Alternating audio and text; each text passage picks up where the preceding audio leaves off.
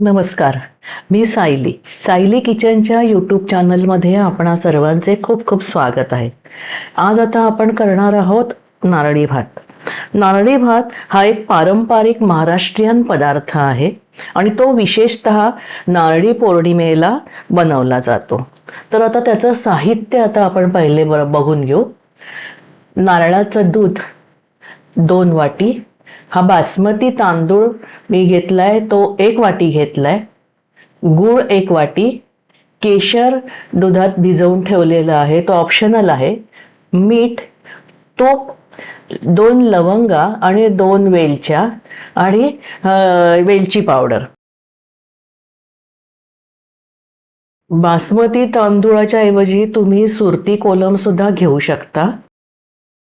हा बासमती तांदूळ मी अर्धा तास भिजत ठेवला होता. आता आपण करायला घेऊ.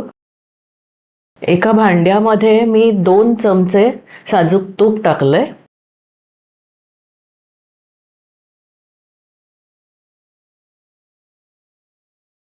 तूप तापलं की त्याच्यामध्ये आता आपण 2 लवंगा आणि 2 वेलच्या टाकून घेणार.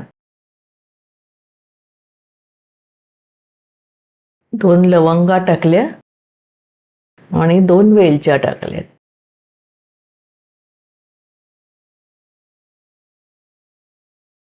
त्या तुपामध्ये थोड्या परतून घ्यायच्यात.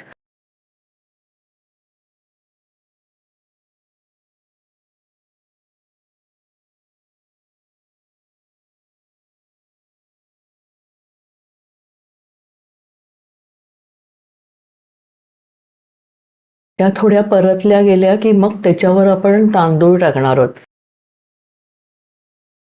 तो बासमती तांदूळ मी अर्धा तास भिजत ठेवला होता. त्याच्यातलं पाणी काढून टाकायचं आणि मग ते तुपावर तो भात टाकायचा आणि थोड्या वेळ ते तांदूळ आपण परतून घेणार आहोत तुपावर.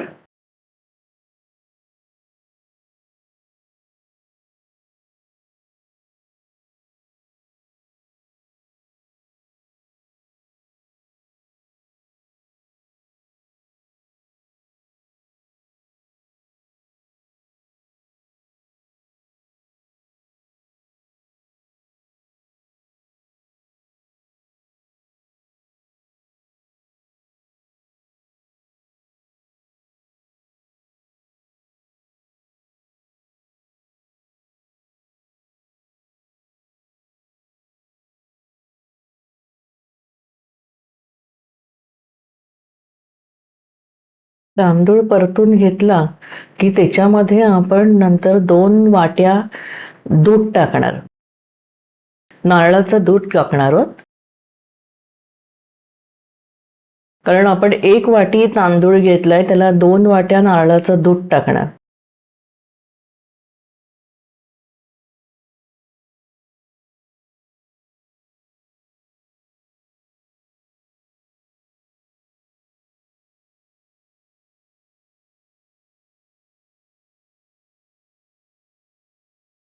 त्याला उकळी आली की झाकण ठेवून आपण वाफेवर तो भात शिजायला ठेवून द्यायचा.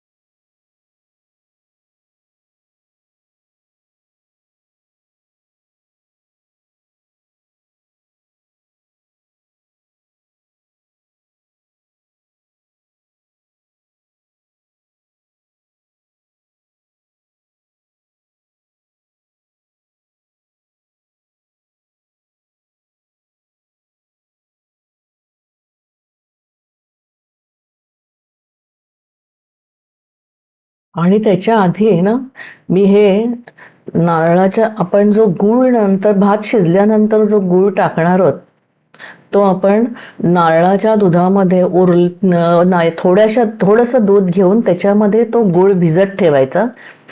म्हणजे तो गूळ विरघळला जातो थोडा.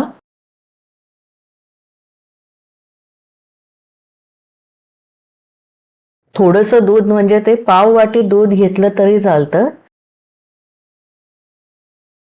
किंवा तुम्ही तो दूध गूळ हा तुम्ही भात शिजल्यावर डायरेक्ट भातावर सुद्धा टाकू शकता.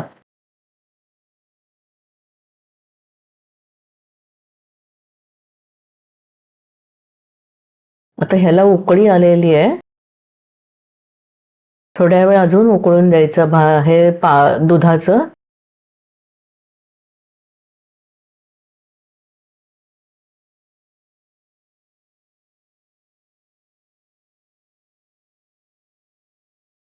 आणि मग आता ह्याच्यावर झाकण देऊन आपण वाफेला ठेवून द्यायचं.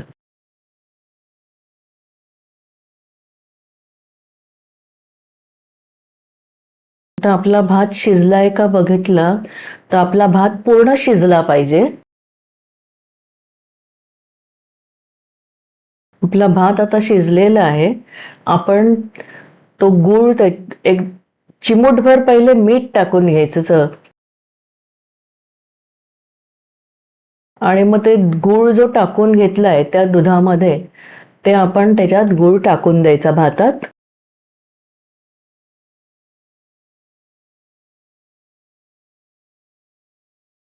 खडे राहिले तरी काही हरकत नाही, ते नंतर विरघळून जातात.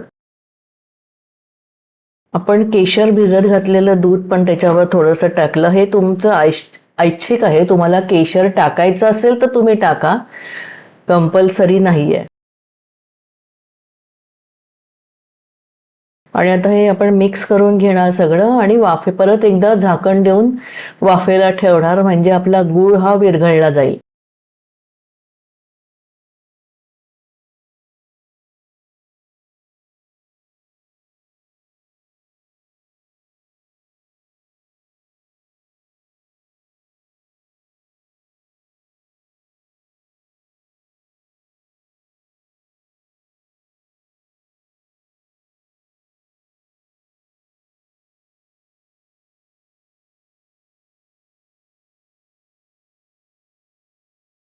गूळ विरघळला की नंतर आपण त्याच्यात ड्रायफ्रुट्स टाकणार.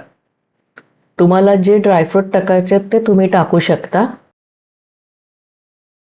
नुसते बेदाणे टाकले तरीही चालू शकतं. आता परत आपण झाकण देऊन ठेवलंय.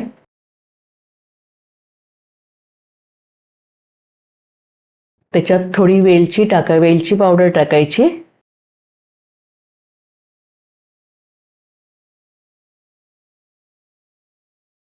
आणि परत सगळं मिक्स करून थोडा ओलसर वाटला तर तो तुम्ही गॅसवरच घाटून सुका करून घ्यायचा, म्हणजे तो सुट्टा होतो.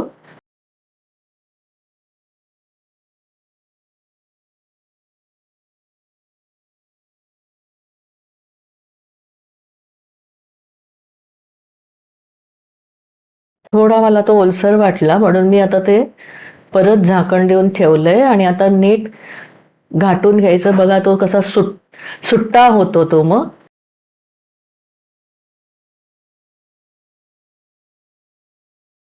अशा तऱ्हेने आपला हा नारळी भात तयार झालेला आहे.